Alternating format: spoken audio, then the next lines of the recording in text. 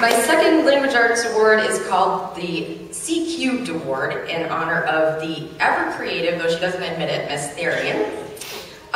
Because we do a lot of cross-disciplinary work in the 8th grade, it's appropriate to have a math-based title for my award, I think.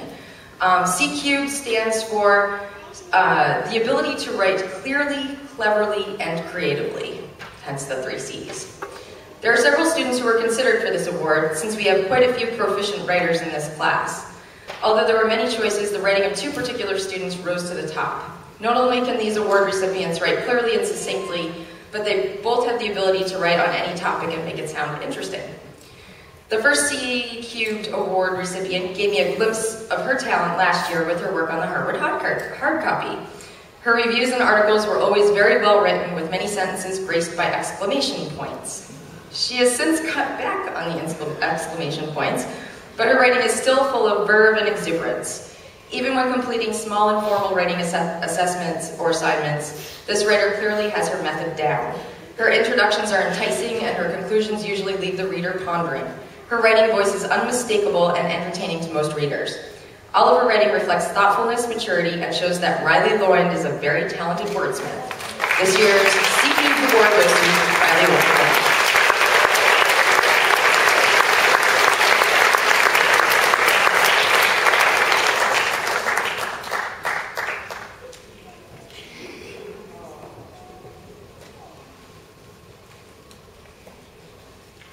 The second C-Cubed Award recipient has a writing voice that seems far beyond her years. She gave me a glimpse of her talent with her summer book project work. She had written responses to literature in the form of essays and reflective poems based on the books she had read that seemed to capture the essence of each work. This level of sophistication is typical of her work, and all of her writing reflects thoughtfulness, maturity, and a command of the language. Her most recent essay analyzes the plight of 2 novel characters simultaneously living through the Holocaust, and is chock full of insights that reflect the thinking of a true writer and literary analyst. The second C-Cubed Award recipient is Nora Titrud.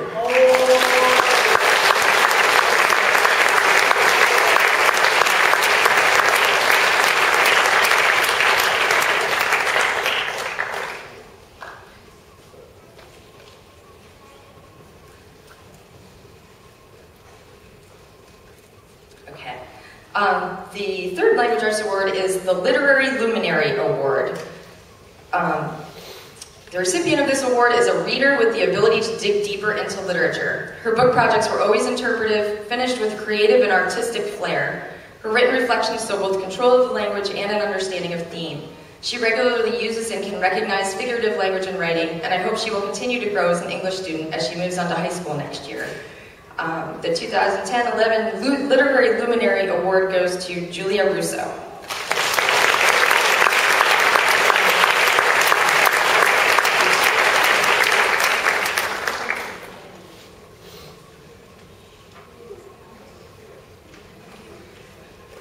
Okay, the last award.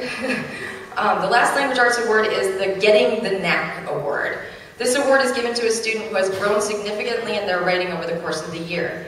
Writing is both a science and an art, and getting the basics down so that a writer's voice can come through is a challenge. This student has begun to excel at the writing process, though he still claims to hate writing. And his strong and unique voice comes through in all of his writing, even the technical writing which he prefers.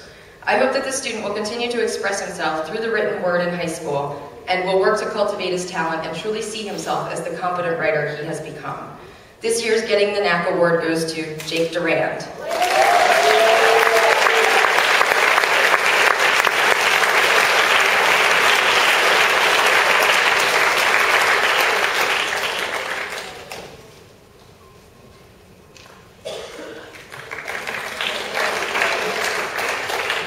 Okay, I'm finally done with my long-winded thing.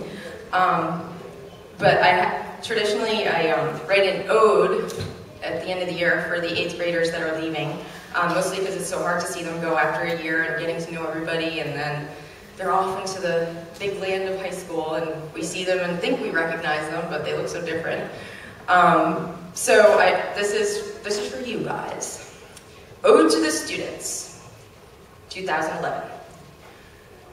Harwood Union in August 2010, a band of 8th graders came barreling in. Flip-flops on their feet and mischievous grins, exuberant days were about to begin. This class is a great force, we knew this from the start, with loads of diverse talent and undoubtedly passionate hearts. We started the year without our dear Ibsen, but Mr. Roy was there to keep you kids guessing. BWAG lit things on fire. Ringmaster LT taught the math. Mrs. Verkler, Christina, and Lisa helped you all as we went on our path. With the pit and the pendulum rack in the air, the inquisitors gave you a chill. Donned in their hoods and with evil stares, if the pit don't get you, then the pendulum will. The antics continued with blue core wars, dropped boulders that did no damage at all.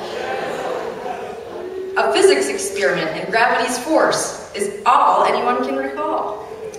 Our visitors found you inviting when they came in to share their expertise, slamming with Hewitt to Morgan's reciting, and Catherine Patterson impressed. Sweet relief. What the guests did not see is your incredible verve. You are all certainly on the move. From ice hockey to soccer, lacrosse, skiing to bikes, you've shown us your athletic groove.